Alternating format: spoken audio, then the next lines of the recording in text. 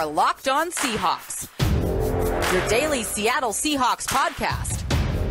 Part of the Locked On Podcast Network, your team every day.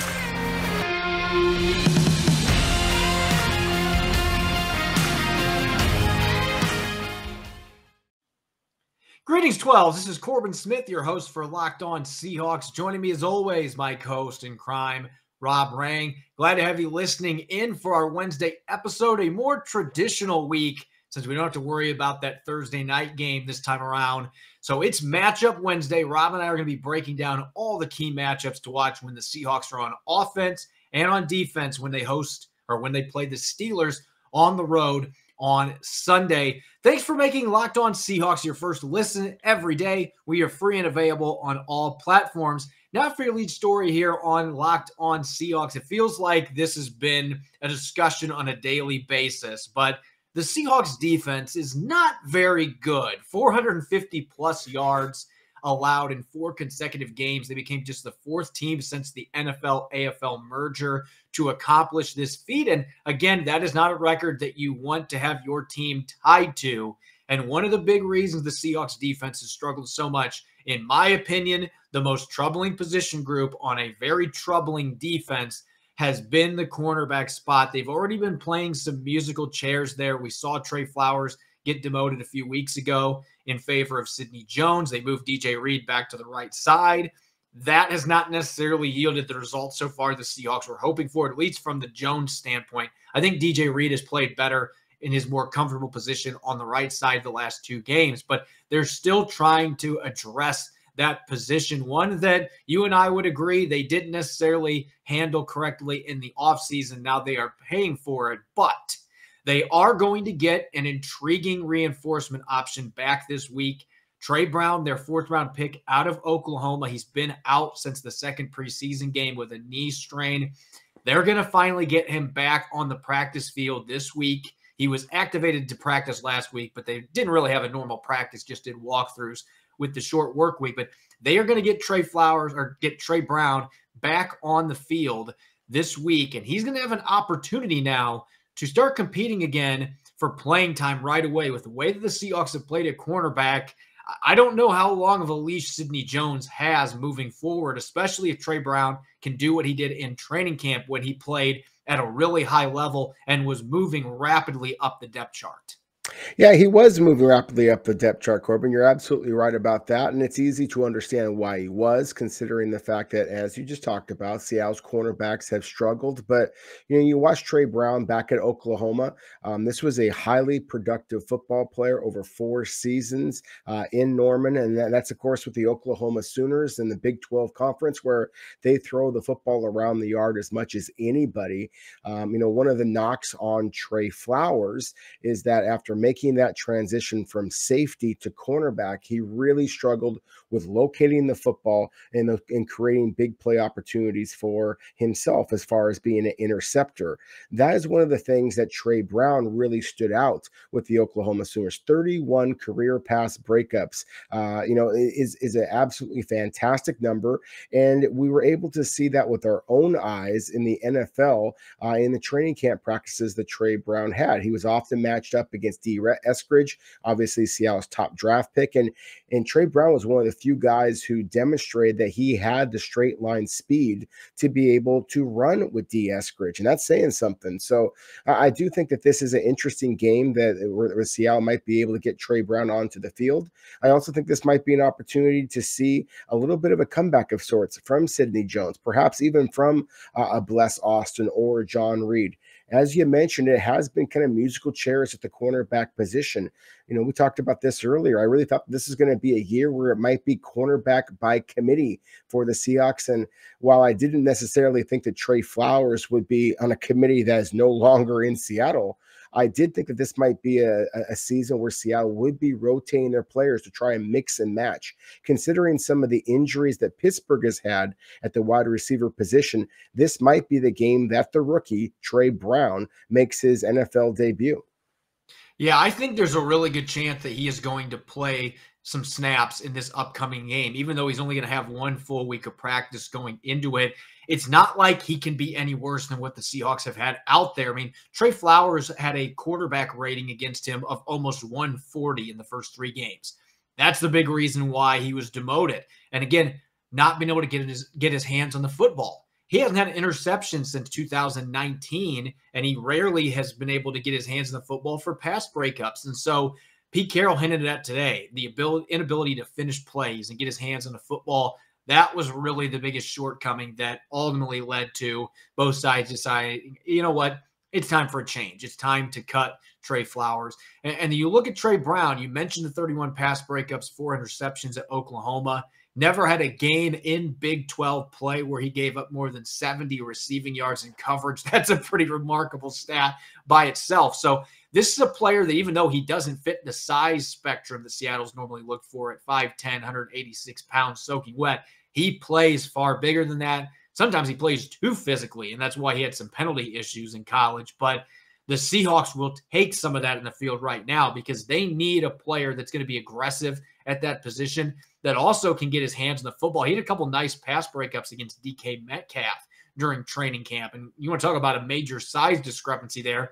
He was able to hold up in coverage against Big DK. So, again, Pete Carroll talked about today, you got to take a little bit of a leap of faith sometimes with these corners. And he is probably going to be willing to do that because he was really impressed by what he saw from Tre Brown during training camp. He saw enough promising plays and very few mistakes from him, which is also a big part of this, where he had the comfort level that he felt like Tre Brown was positioning himself to compete to play on Sundays, and unfortunately got banged up, started the year on injured reserve. Now they get him back fully healthy, and he can truly be a difference maker at that position, not just because of his ball skills, but this is also a guy that will come up and he will hit you. He loves to play against the run. He is a complete football player. He'll help on special teams. So even if he's not playing right away on defense, he's going to find ways to contribute for you. And I expect, based on the way that the defense has played, especially the cornerback position, the inability to get their hands on the football. I mean, they have 3 pass breakups by their cornerbacks combined in 5 games and no interceptions to go with that. That is just not going to cut it. You know, Pete Carroll wants his corners getting their hands on the football. Tre Brown could be the answer to that problem and ultimately make himself the guy that makes this secondary click a little bit. They're looking for a spark. I think Tre Brown is the next in line, and I would not be surprised at all if he sees some action on defense against the Steelers club on Sunday. Yeah, I think again that is a strong possibility. I think that you will see somebody else obviously get some playing time. Not that Trey Flowers had seen any the last couple of weeks, but again, whether it's Tre Brown, whether it's Bless Austin, who I also saw, Seahawks fans haven't been able to see this young man, but when I went back and watched the tape of where he was going up against the Seahawks while he was a member of the New York Jets, I also liked the way that Bless Austin was willing to kind of throw his body around and play very physical against DK Metcalf in particular. And as we're going to break down a little bit more in the upcoming segments here in today's show on the individual matchups that we think are going to be key to this contest, that is going to be one of the things I think is absolutely critical for Seattle, that they do play with that aggression that we have seen from Tre Brown at the college level, that I've seen at the NFL level from Bless Austin as well. And I've been intrigued by what John Reed offers as well. And so again, while your first listen every time should be the Locked On Seahawks current show, I'd suggest our listeners should have their second listen be our Tuesday show, where you and I kind of broke down the kind of the nature of the cornerback position and handing out some grades at all the defensive positions out there. I think the most important thing is not just that Seahawks fans are looking for some cornerback to come out of the woodwork and truly be able to turn around this defense. The pass rush has to be improved. If that happens, then you will see Seattle secondary start to come alive. Yeah, they both go together. The pass rush has not been able to do enough, and Bobby Wagner was talking about it today. The Rams were running their routes deeper than they expected that they were going into the game, and the reason it worked is because Matthew Stafford had tons of time in the pocket to allow those routes to develop, and then the defense wasn't able to make stops. And so those two things go together. Your cornerbacks are going to be better if the pass rush is more consistent and vice versa. So this defense just has a lot of things they got to figure out. I do think Tre Brown's going to have an opportunity at some point in the near future, once he's activated, to be able to put himself in a spot where Pete Carroll is willing to play the rookie. He's done it in the past with Richard Sherman, Shaquille Griffin. He will play rookies at the outside cornerback spot. Maybe Tre Brown could be next in line here in the near future and try to help address that problem they've got at the cornerback spot. When we return to the second quarter, we're going to be looking at Seahawks matchups when they are on offense against a talented Steelers defense. We'll be right back. You're listening to the Locked On Seahawks podcast, part of the Locked On Podcast Network, your team every day.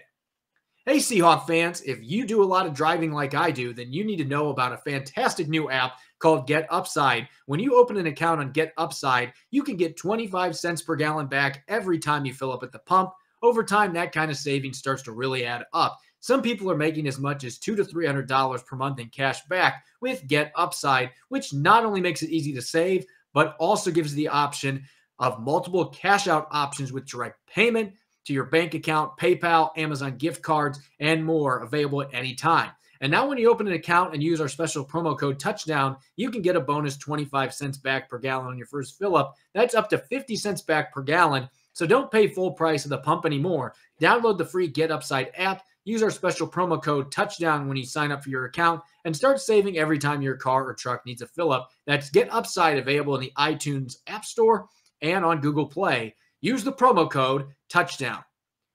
Welcome back to the Locked On Seahawks podcast. It's Matchup Wednesday. I'm your host, Corbin Smith, joined as always by Rob Rang. We're always looking forward to these Wednesday episodes because we really get a chance to dive into these matchups. And the Seahawks and the Steelers, they normally don't play very often, but it's only been 2 years since the last time these two teams met in Pittsburgh.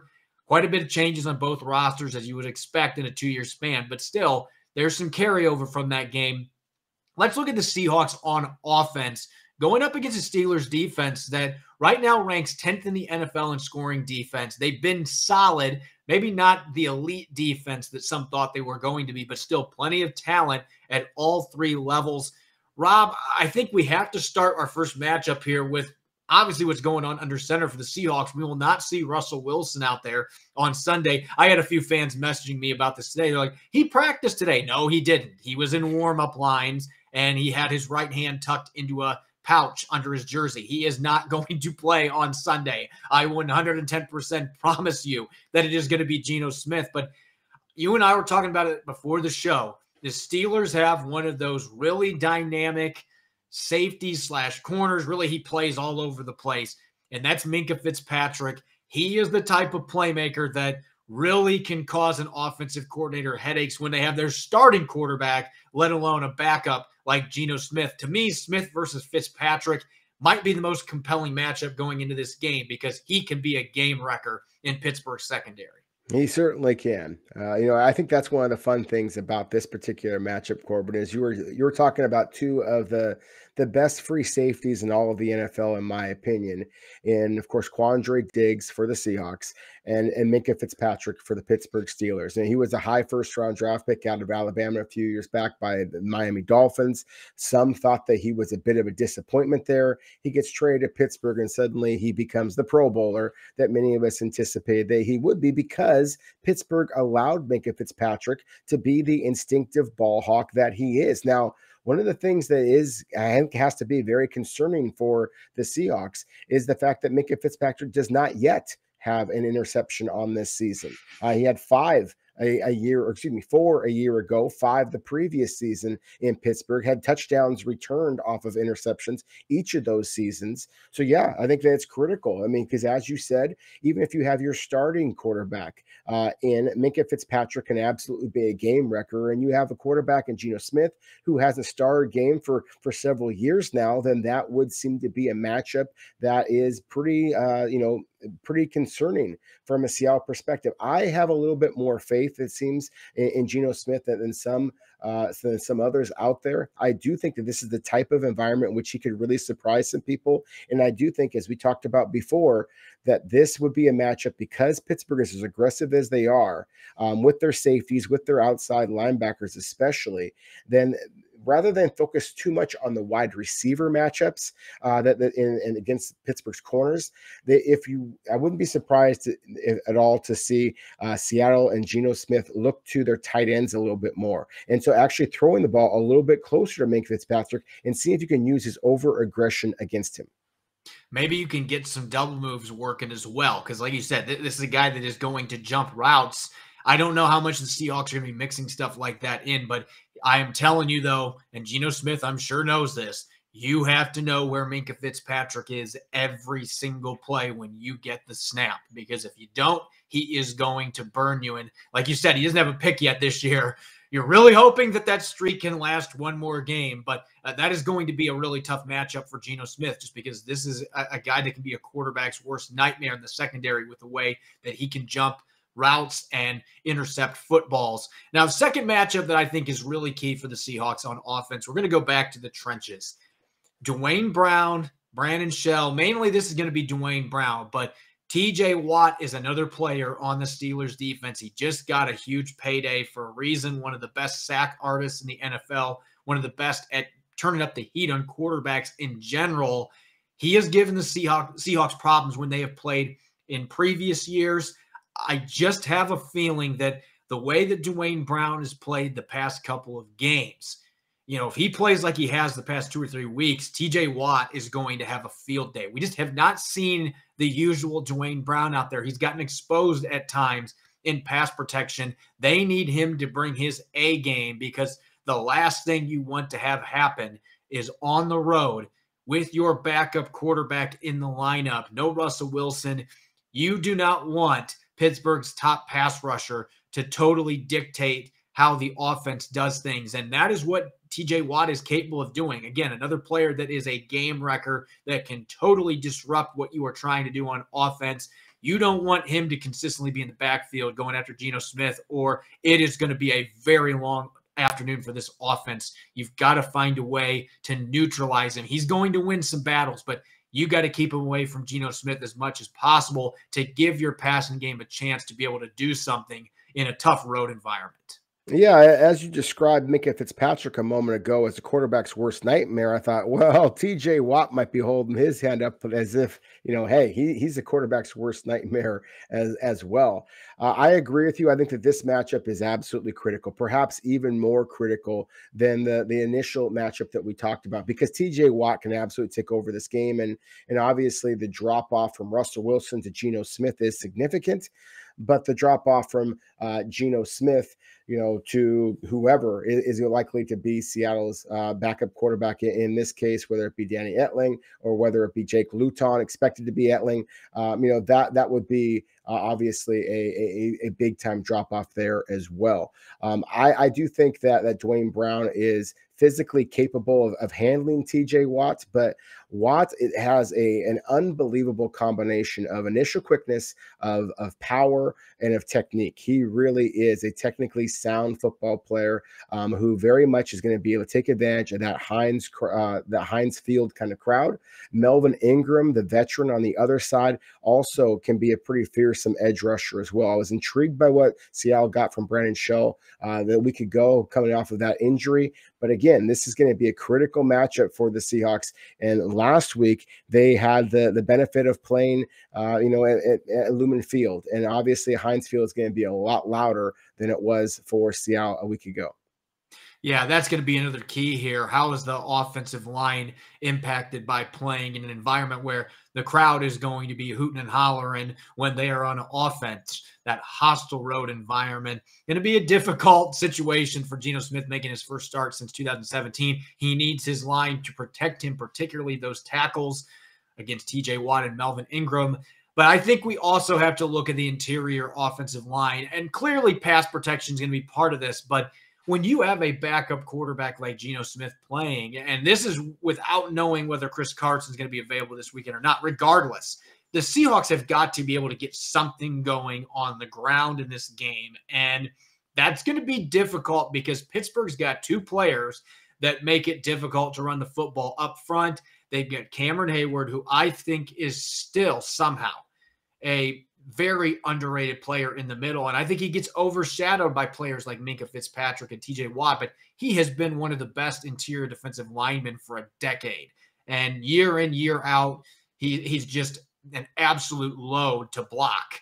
Outstanding run defender. He's going to provide some pass rush as well. Not his biggest strength, but he is going to be a monster in the middle. And they have Devin Bush back. He injured his ACL last year, but he returned. He's been dealing with another injury, did practice in full on Wednesday, though. So they expect to have him. His speed allows him to make a lot of plays in the backfield, and he can chase down runs off tackle and towards the sideline. He's got that pursuit speed that we saw from Bobby Wagner early in his career, what Jordan Brooks has showed at times. He's a guy that can fly around the field and he rack up tackles in bunches. So the interior offensive line is going to have to be able to take care of Hayward, and they're going to have to occasionally get up to the second level and see if they can physically impose their will on Devin Bush, because that's the one area where he struggles. If he gets linemen on him at the second level, he's not the biggest of linebackers, but he's so quick and he's so fast. He's got an ability to penetrate gaps, knife through, and make plays. Those two are going to be the biggest X factors for the Seahawks to try to neutralize with the run game.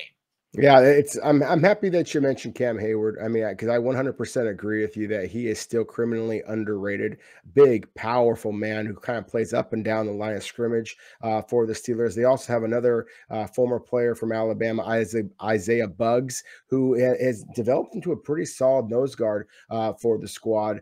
And then Devin Bush and his straight line speed, as you mentioned, just makes him kind of an annoyance more than anything as a linebacker. But my goodness, he makes an awful lot of tackles. You would think that given the turnover that Pittsburgh has had at the linebacker and along the defensive line, that this might be a team that you could run on. But the Pittsburgh Steelers, through 5 games, Corbin, have allowed just 1 rushing touchdown to this point. So if Seattle is going to be able to protect Geno Smith with the running game, whether it be Chris Carson, whether it be Alex Collins, whoever it is, then it's going to have to be something that Seattle has not demonstrated a consistent ability to do so yet.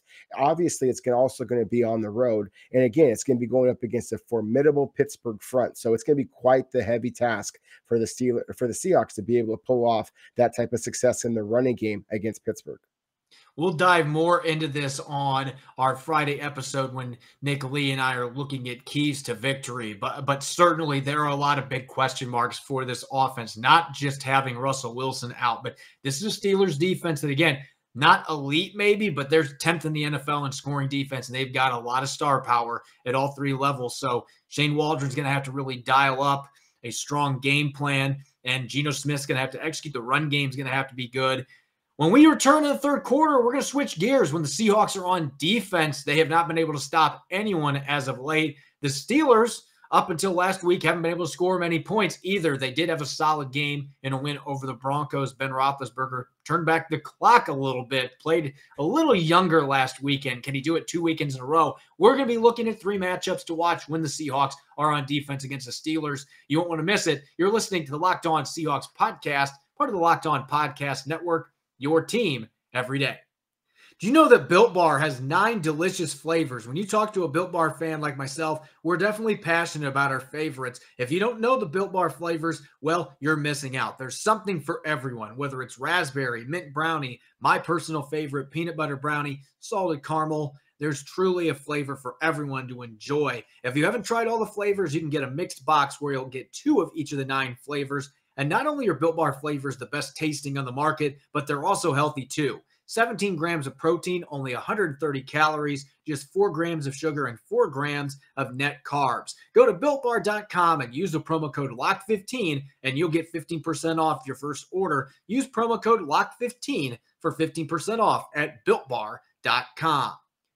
Welcome back to the Locked On Seahawks podcast, Wednesday edition. I'm your host, Corbin Smith, joined as always by Rob Rang, continuing our annual Matchup Wednesday. We just looked at the Seahawks offense versus Steelers defense. Now it's time to talk about that much maligned Seahawks defense that has not been able to stop anyone for the most part first 5 weeks of the season. They are going up against a Steelers offense that has had their own share of struggles, but Ben Roethlisberger and company got going a little bit last week. They've got an offensive line that's had a lot of moving parts from last year to this year, made a lot of big changes up front. They've got a rookie running back that's a sensational one in Najee Harris. They've got some stud receivers, even after losing Juju Smith-Schuster. This is an offense that has some weapons.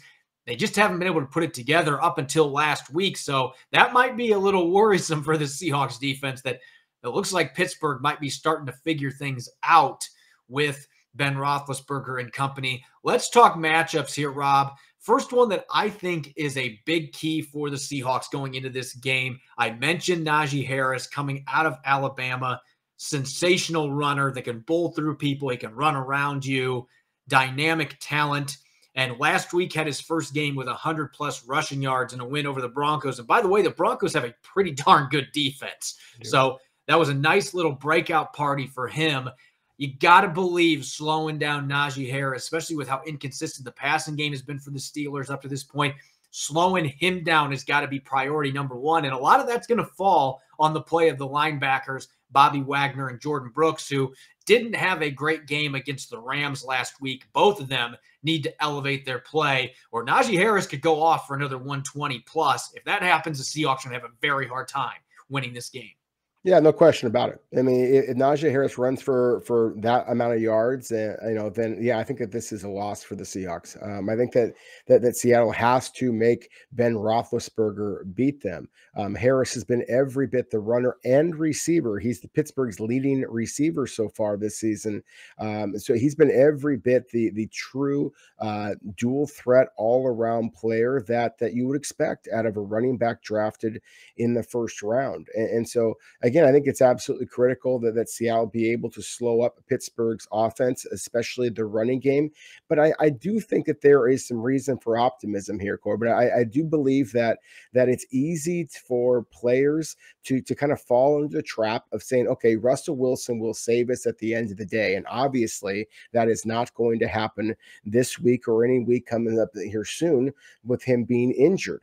And so I do expect Seattle's defense to play better against the Steelers than they have basically at just about any point all throughout this season. And this is not just because I think that the Seahawks defense is a little bit eager to show that they can make some big plays. I also think that this is a Pittsburgh offense that has basically been, Dr. Jekyll, Mr. Hyde at many times throughout the season. You mentioned the fact that Harris went off against the Denver Broncos. That's a good Denver Broncos team. And the fact that the Pittsburgh Steelers went on the road and beat Buffalo, and also a very, very good team in the first week of the season, but they struggled significantly against some of the so-called weaker opponents in between those two matchups. So again, you're talking about a Pittsburgh Steelers team here that does have a dynamic running back in Harris, but he only has one rushing touchdown to this point.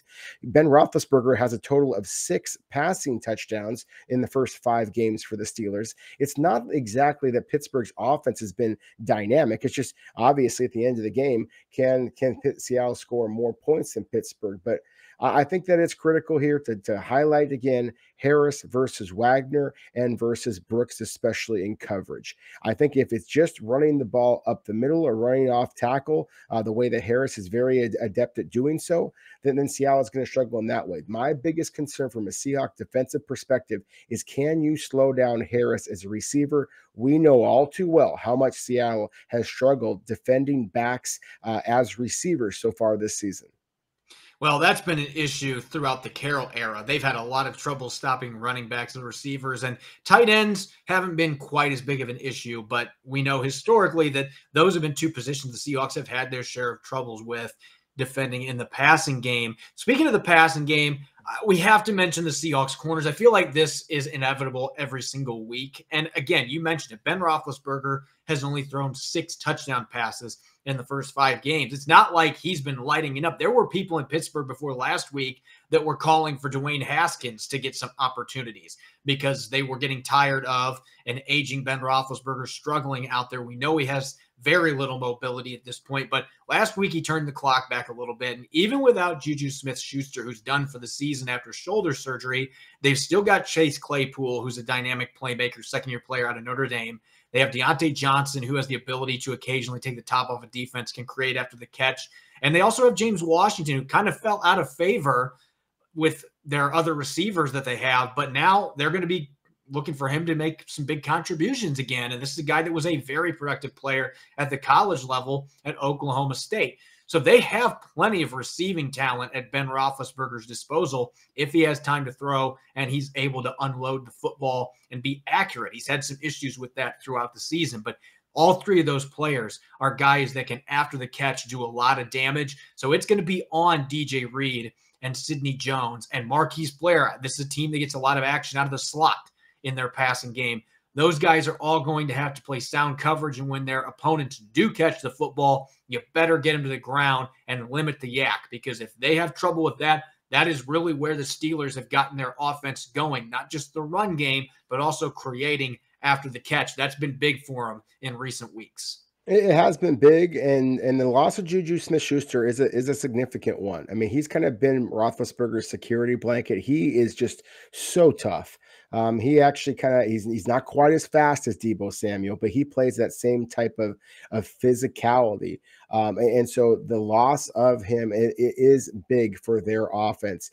Otherwise, I think you look at the rest of Pittsburgh's wide receiver core, and to me, it reminds me very much of Seattle's. Chase Claypool being the guy who's 6'5", 230 pounds, can run in the 4.4s, very much similar to DK Metcalf, although I think that Seattle's receiver is certainly a better one. But again, Claypool is just an absolute physical freak. Deontay Johnson, to me, is very similar to Tyler Lockett in that he has all kinds of make you miss to his game, as well as the ability to get over the top, as you mentioned.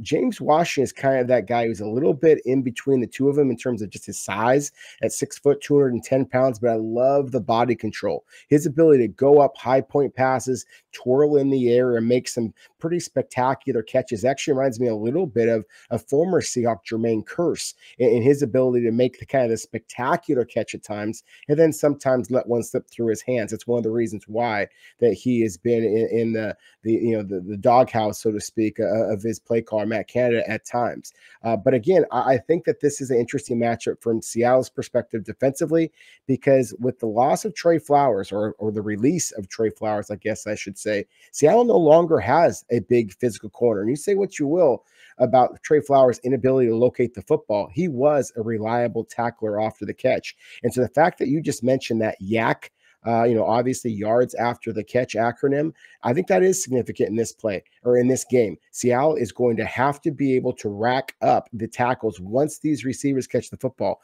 because all of them can run away from them and create the big plays that Seattle cannot afford to give up if they want to emerge from Heinz Field with victory. And the Rams had success doing that, getting explosives with a lot of yak last week. The Seahawks cannot afford for that to happen against this Steelers offense. Last matchup real quick. I do think that this is a game that the edge rush for the Seahawks needs to be at the top of its game. They need Carlos Dunlap to be able to get into the backfield and create chaos. Darrell Taylor's got 4 sacks in 5 games. Keep it up. Get another one. Pad your stats. Get after Ben Roethlisberger, who is at this point basically a Statue of Liberty back there in the pocket. He is not a threat to run. He's not going to be moving around much. Very immobile. Still can pick you apart, though, if he has time in the pocket and the secondary breaks down. The pass rush off the edge has to be able to get home. And really, you could say the entire pass rush, but I think in this game, you look at the tackles, Joe Haig being one of the tackles, a veteran that is okay. He's a decent starter, but he can be exploited in pass protection. And I'm sure I'm going to butcher the name, but Chuck Okorafor, who has previously played with D. Eskridge at Western Michigan, he's the other starter at tackle. They have had some injuries along the offensive line. And again, this is a group that was completely overhauled during the offseason. Okorafor is a player that the Seahawks can take advantage of as well. I think this is a huge game for Carlos Dunlap, Darrell Taylor, Benson Mayowa, Alton Robinson, those more athletic edge rushers. They need to be able to pin their ears back. They need to go to work against these tackles, turn up the heat on Ben Roethlisberger. And if you can get to him, you can force him into some bad decisions, and he'll throw interceptions. He also will fumble the football when he's trying to move around the pocket, which is something he's not good at this point in his career. He'll have the ball hanging out there for you to punch out. There are opportunities to create turnovers, and I believe the defensive ends can be a big part of that formula.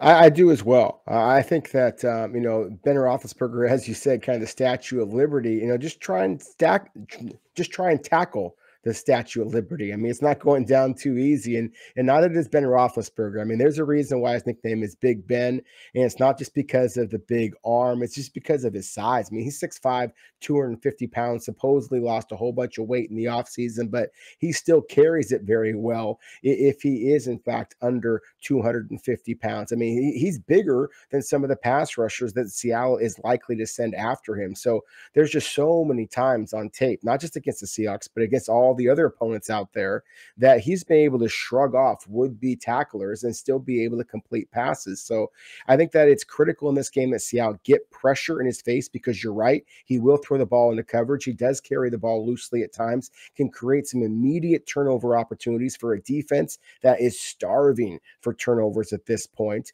But I also think that one of the interesting things, again, is the fact that Pittsburgh has had that transition along the offensive line. As we talked about, it's only been 2 years since Seattle last played Pittsburgh, but one of the real key departures from Pittsburgh is another underrated player, Alfredo Villanueva, who was a left tackle for a long time, played at a Pro Bowl level. But now he is no longer in Pittsburgh, whether it be Okafor, whether it be, Okorafor or Haig or Zach Banner, a local product who I'm going to be kind of rooting for if he does get himself onto the field for the Steelers. Whoever it is, these are big men who don't have the light feet that a Darrell Taylor or Carlos Dunlap, a Benson Mayoa, they don't have the same type of athleticism. So if Roethlisberger is going to hold on to the football, then Seattle has to get home. They have to be able to create some sacks in this game or some turnovers and be able to even things out. If they do, I think Seattle can walk into Pittsburgh and emerge with the win. If they cannot get enough pressure on Roethlisberger, though, it could be another long day at the office.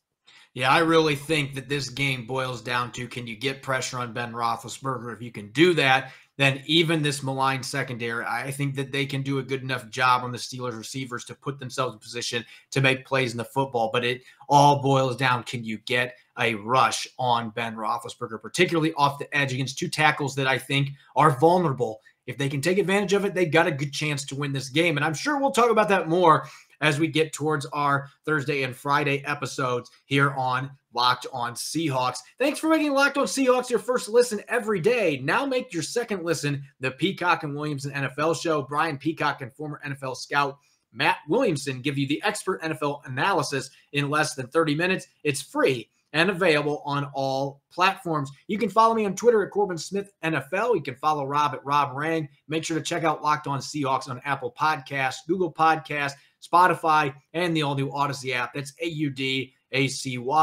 Coming up on Thursday, as always, it's Crossover Thursday. I'll be teaming up with Christopher Carter of Locked On Steelers, and we're going to continue diving into this upcoming Week 6 matchup between the Seahawks and Steelers in Pittsburgh. You won't want to miss it. Thanks, as always, for listening in. Enjoy the rest of your Wednesday. Go Hawks.